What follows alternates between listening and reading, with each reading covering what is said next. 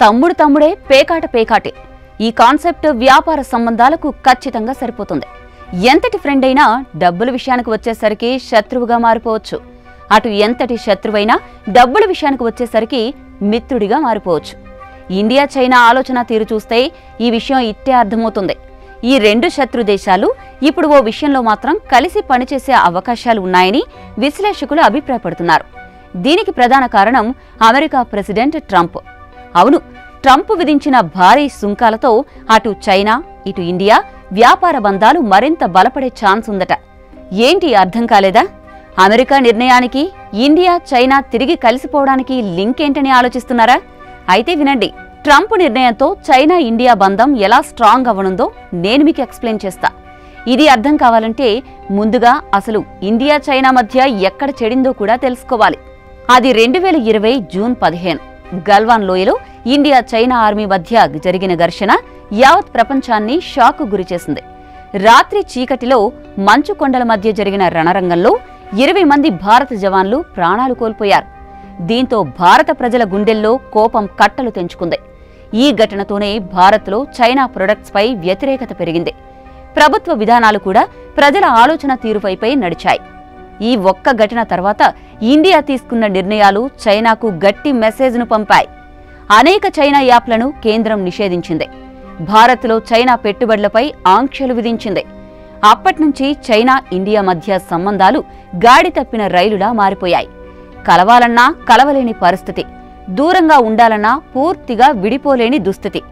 అంతగా దూరమైపోయిన ఈ రెండు దేశాలు ఇప్పుడు మళ్లీ ఒకే చోట కలవాలనే పరిస్థితిలోకి వస్తున్నాయంటే దానికి కారణం ట్రంప్ టారిఫ్లే. నిజానికి ఇండియా చైనా గతంలో వ్యాపార విషయాల్లో చాలా దగ్గరగా ఉండేవి. మాటల కన్నా లెక్కలే ఈ స్నేహానికి సాక్ష్యం. 2010 నాటికి చైనా భారత్కి అతిపెద్ద వాణిజ్య భాగస్వామిగా ఎదిగింది. భారత మార్కెట్లో చైనా ఉత్పత్తులు రాజుల్లా దూసుకొచ్చాయి. మొబైల్ ఫోన్ల నుంచి మిషనరీ వరకు, టాయ్స్ నుంచి టెక్నాలజీ వరకు ఇలా ఏ రంగాన్ని చూసినా మేడ్ ఇన్ చైనా ముద్ర కనిపించేది. అదే సమయంలో చైనా కంపెనీలు భారత్లో భారీగా పెట్టుబడులు పెట్టాయి. ముఖ్యంగా స్టార్టప్ రంగంలో చైనా నిధులు ఇండియాకు కీలకంగా మారాయి. అలీబాబా, టెన్సెంట్ లాంటి దిగ్గజాలు భారత డిజిటల్ మార్కెట్లోకి ఎంట్రీ ఇచ్చాయి. రెండు దేశాల మధ్య ద్వైపాక్షిక వాణిజ్యం 2022లో $135 బిలియన్ తాకింది. అంటే 11,000 కోట్లన్నమాట. అంతేకాదు, బ్రిక్స్ లాంటి అంతర్జాతీయ వేదికల్లోనూ ఈ రెండు దేశాలు కలిసి కూర్చుని మాట్లాడుకున్న సందర్భాలున్నాయి. ఇప్పుడు ట్రంప్ టారిఫ్ ఎఫెక్ట్తో మరోసారి చైనా ఇండియా దగ్గరయ్యే అవకాశాలు కనిపిస్తున్నాయి. ముఖ్యంగా చైనాపై అమెరికా భారీగా టారిఫ్లు విధించడంతో అక్కడి కంపెనీలు కొత్త మార్కెట్ల కోసం చూస్తున్నాయి. అటు మార్కెట్ పరంగా ఇటు మానవ వనరుల పరంగా ఇండియా మంచి ఆల్టర్నేటివ్గా కనిపిస్తోంది. చైనా కంపెనీలు ఇప్పటికే ఇండియాలో ఎలక్ట్రానిక్స్, ఫార్మా, ఆటో పార్ట్స్ రంగాల్లో పెట్టుబడులకు ఆసక్తి చూపిస్తున్నాయి. ఇటు ఎనర్జీ సెగ్మెంట్ పరంగా చూసుకుంటే చైనా, భారత్ రెండు భారీగా ఆయిల్, గ్యాస్ పై ఆధారపడే దేశాలు. అందుకే ఈ ప్రాజెక్టులోనూ చైనా, భారత్ కలిసి పనిచేసే అవకాశాలు కనిపిస్తున్నాయి. ఇదే సమయంలో భారత్లో సోలార్, విండ్ ఎనర్జీ రంగాల్లో చైనా నుంచి పెట్టుబడులు పెరుగుతుండడం గమనించాల్సిన అంశం.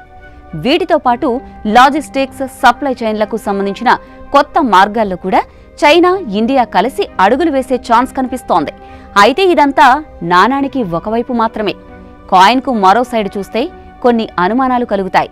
నిజంగా చైనాపై నమ్మకం పెట్టుకోవచ్చా అన్నదే ప్రధాన ప్రశ్న. ఎన్ని ఒప్పందాలు కుదిరినా, ఎన్ని వేదికలపై కలిసి కూర్చున్నా చరిత్రలో జరిగిన ఘటనలు చూస్తే మాత్రం కొన్ని సందేహాలు రావడం సహజమే. వ్యాపారం కోసం కలిసే ప్రయాణాలు ఏదో ఒక సమయంలో ఎప్పటికైనా మరోసారి తిరుగుబాటు దిశగా దారితీస్తాయా అనే భయాలు కూడా ఉంటాయి.